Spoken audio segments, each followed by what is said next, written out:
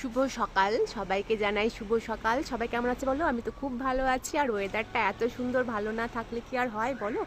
আর শীত তো বেশ হালকা, মানে গুটি গুটি পায়ে এগোচ্ছে গভীর শীতের দিকে। আর আমার দেখো, যেগুলো গ্রো ব্যাগে লাগিয়েছিলাম সেই গাছগুলো কীরকমভাবে গ্রো করছে দেখো, খুব সুন্দর। আর কিন্তু এই গ্রো করার একটাই হচ্ছে বিশেষ কারণ, তোমাদেরকে শেয়ার করি তোমাদের কাছে।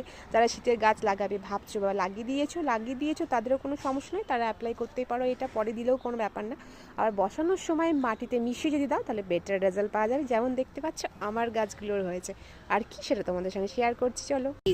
এইটা হচ্ছে শীতের গাছের বিশেষ তোমার খাদ্য, শীতের গাছের। তো তোমরা যদি পেয়ে থাকো এটা অবশ্যই মানে দিতে পারো, আর যারা না পাবে কিছু করার নেই, চেষ্টা করলে করতে পারো। অ্যাকচুয়ালি এটা হচ্ছে দেখো 1 বছরের পুরনো গোবর সার, যেটা আমি পেয়েছি। আর খুব কম পাওয়া যায়, সবসময় পাওয়া যায় না, কারণ শীতের সময় অনেকে কালেক্ট করে নেয় যাদের জমি টমি রয়েছে, তারা জমিতে দেওয়ার জন্য। তো খুব এটা পাওয়া কিন্তু খুব দুঃসাধ্য, একটু গ্রামের দিকেই এসবগুলো পাওয়া যায়।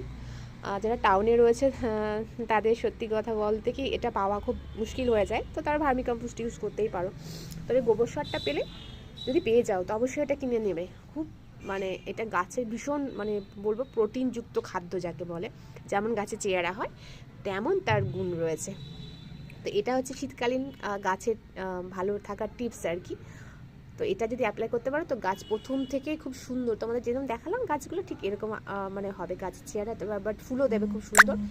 তো চলো, এটাই ছিল শীতকালীন গাছের মানে সিক্রেট খাবার। যারা জানো তারা অ্যাপ্লাই তো করোই, আর যারা জানো না তারা এটা করতে পারো পেলে।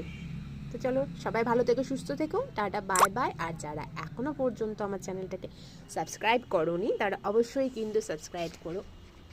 ভালো থেকো, সুস্থ থেকো।